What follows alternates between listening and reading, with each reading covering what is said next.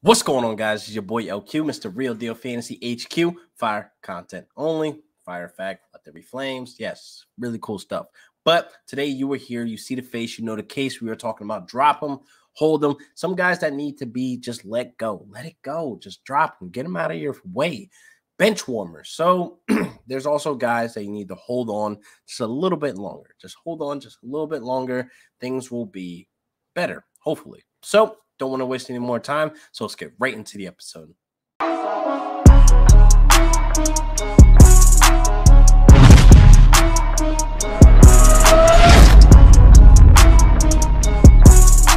So drop them, hold them, aka bench them, where you don't need to be burned by these guys in your starting lineup. So I'm going to start with my favorite guy in the world, Odell Beckham. Now, if you are a fan of the Wolfpack, fan of the brand, you would know Odell Beckham is not my favorite person. I do not ever draft him. 0 shares for the last 2 to 3 years, I believe. Maybe 2 years for solid. But anyway, moving on. Odell Beckham should be bench. He should be hold on just a little bit longer for the simple fact, he could be traded. Now, with him being traded somewhere where he could be the guy, he could flourish and be in a better system, maybe have some type of chemistry with somebody else, I just feel as though he needs to get out of Cleveland. Cleveland isn't it. Baker isn't it. It's just not working. He's not being involved, in the offense as much as we thought he could. Yeah, he just put up 10 points, which is great. But what is that doing for you week to week? What is that doing for you, for your rosters? Nothing. You can leave that on the bench and be fine. So I definitely feel as though you need to bench him, hold him based on I feel as though he's going to be traded. Now, if he's traded, we'll get to that, conversation and see what he does elsewhere. But it definitely needs to happen, man. I mean, Baker is just not making the throws to Odell Beckham. Odell Beckham, last week we didn't see him involved, in the Hail Mary throw. And I feel as though you got people coming up like a Peoples-Jones. You got people like Higgins who has like a healthy target share as well. So I definitely feel as though Odell Beckham needs to see his way out of Cleveland and just, start fresh. I mean, I definitely feel as though you hold on to him because, again, it's going to look weird with Odell Beckham sitting on the wire. It looks weird because we know how good he is. Great talent. He's a great X factor in that offense, but it's just not working out. It's just you could tell by the body language, and it's just not looking good. So it's time to move on from Odell Beckham in your starting lineups. Next up, Myles Gaskin. Oh, my God. Get this guy out of your starting lineups. Everybody got excited when he went against the Bucs. He had 10 catches, 10 targets. PPR gem. I definitely feel as though it was great that he did that on almost everybody's bench. So you didn't reap the benefits of that. So, again, if you started Myles Gaskins versus the Bucs, shout out to you. But majority of us did not. So the one share I do have of Gaskins, he was definitely on my bench. Did I start him the week 6? No, I did not. Why would I do that? Red flags were all there. The red flags meme, yeah, you know those memes? Yeah, the red flag meme is real. So therefore, that should have told you, yeah, I'm not going to start him this week because I know that's not going to happen again. My man had 5 carries that game against the Bucs. Like, you cannot run the ball on the Bucs. I've been saying this for the last 3 weeks. Cannot run the ball on the Bucs. That is literally public information. So therefore, with Devontae Parker out, they needed somebody to step up as a wide receiver, and that happened to be Gaskins. So therefore, hey, we're going into a new week. People throwing Gaskins in the starting lineups with a known public information, running back by committee, Malcolm Brown, Ahmed getting more touches than Gaskins again. So you went into the half with negative 0.2 points, by the way, in fantasy formats, PPR, et cetera, and then finished with 1 point. Yay. Yeah. So therefore, get rid of this guy. This is not a hold. This is a clear drop. He's entering that realm of Ronald Jones where he needs to be off of your roster. So I don't see myself trusting him. The trust isn't there. The volume isn't there. So why is he on your bench? Why is he on your roster? I mean, you could throw him in the trade block, see if somebody bites. People like to bite on big names because he came with a 5th round price tag in the offseason. That was like the biggest red flag. Like, why are we doing this? Now, the Dolphins may have lied to us. We were told he's the guy. We're told that they're going to trust in him, give him a full workload. But hey, that is obviously not true because it's only one game where he had 13 carries and he didn't even have like a big fantasy performance then.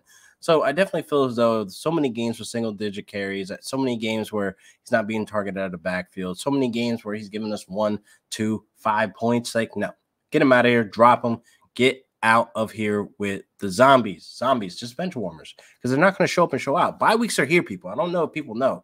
Bye weeks are here. So therefore, your stud running backs, your stud wide receivers, your stud tight ends, et cetera, that flex spot, doesn't belong to a Gaskins or a guy like him. I definitely feel as though you need guys on your bench that can show up and show out when their name is called, when you're facing injury or bye week. So here we are with the bye weeks, and you will find out if you hold on to Gaskins any longer. Next up, Tyson Williams. This is weird to me. I feel as though something else is going on in that, in that locker room and in that building, I should say. I definitely feel as though him being a healthy scratch twice now, coach's decision to not have him suit up against the Chargers.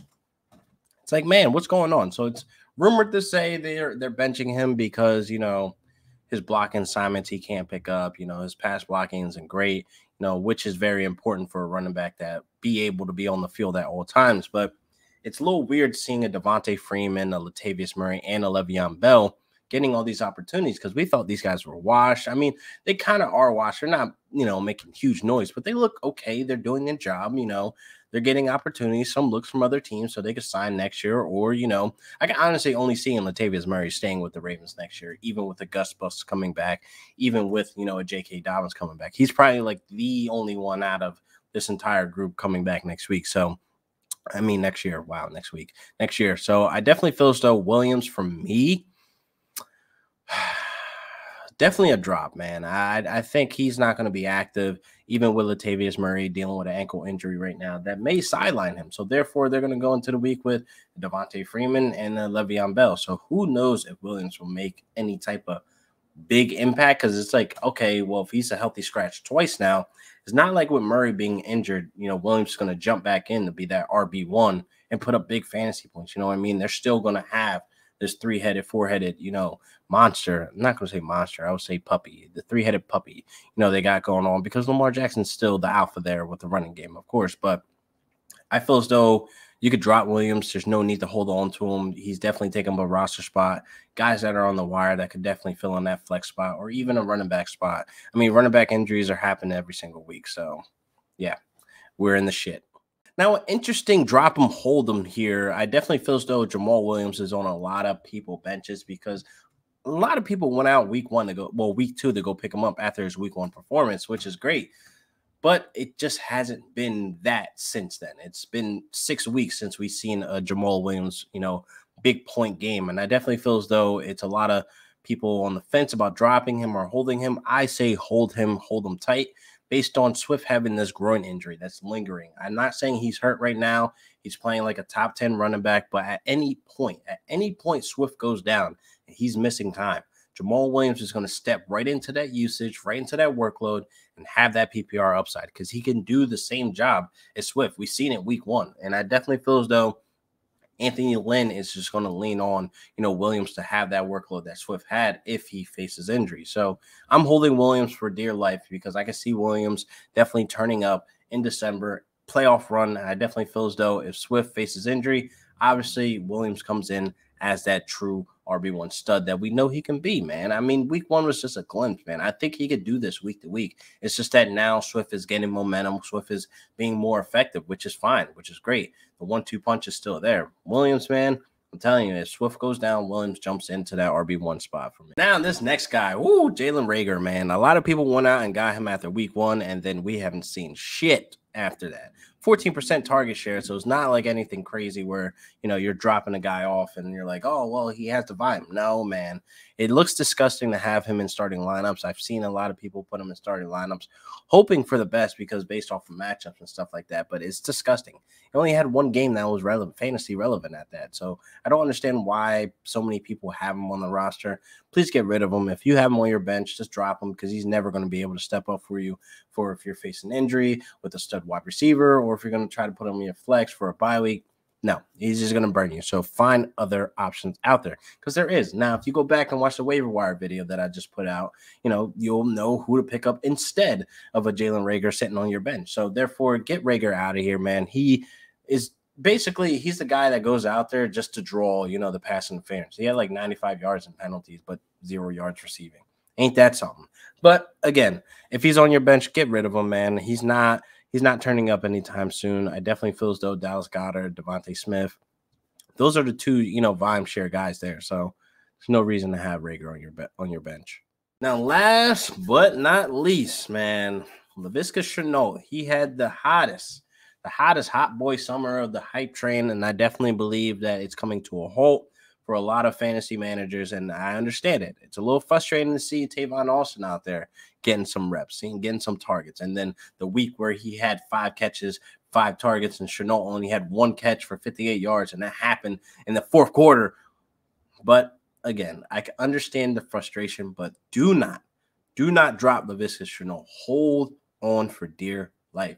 Things can change. Again, let's not blame Shenault for all these drop passes, missed opportunities, etc. Because let's be honest, Trevor Lawrence isn't throwing the best balls all the time to Shenault. I mean, I understand Shenault had 2 drops, but there was like 3 passes that were like, okay, well, maybe it's on Lawrence as well. So it's like give or take. So the fact that people are out here trying to drop Laviska Shenault, a guy who has a 20% target share, the volume is there. You're not going to tell me you're going to drop a guy who has a 20% target share to the wire just so he can turn up or have these big weeks for your league mates. You're literally helping your league mates. That's my rule number 1. Do not help your league mates. You're here to win. It's a one-man team. You're not here to be friendly, hold hands, kumbaya. Oh, I see your team suffering. Oh, so I'll drop a guy with a 20% target share just so you could pick him up because you're hurting at wide receiver, and then boom, he has this big week. Do we not remember that Thursday night game where he had a good game? That can happen at any time because he has the volume. So therefore, we're dealing with a rookie quarterback. We're dealing with a fucking Urban Meyer on top of that. There are going to be weeks where, okay, Laviska Shenault still has the volume, but he's going to catch some of these passes. He's going to get into the end zone in some of these games, et cetera, et cetera. So hold tight. Just hold on. Just hold on. We're going home. The bring home the goal season is almost here. You want Shenault when he's nice in season. Lawrence is out there balling, slinging the ball when he works on not turning the ball over, by the way. But again, in December, when it's playoff run, when it's playoff time, you definitely want a Shenault on your bench just in case you face injury in the playoffs or on the way to the playoffs, et cetera, et cetera. I want a guy on my bench who has volume. Nobody's telling you to start him every single week. You have to play him based on matchup as well. On top of that, the Jags offense isn't that great. Urban Meyer just isn't that great as a coach. So you have to put that on top of everything. So hold Shenault, man. You shouldn't be out there trying to drop him. It doesn't make sense. It's a little silly that we're still talking about this, dropping a guy who has a 20% target share. Stop it. Just stop it. So this wraps up another great episode of Real Deal Fantasy HQ. Drop them, sit them, hold them, bench them, whatever the case may be. Just make sure you hit that link in the bio. Check out the website, prizepicks.com. Using promo code FCO when you sign up, they match your deposit. It's up to $100. So if you put 100, you get 100. It's free money, people. FCO is the promo code when you sign up. Link in the bio. Of course, make sure you check out RealDealFantasyHQShop.com so you can get yourself some fresh gear. Get yourself some Wolfpack merch.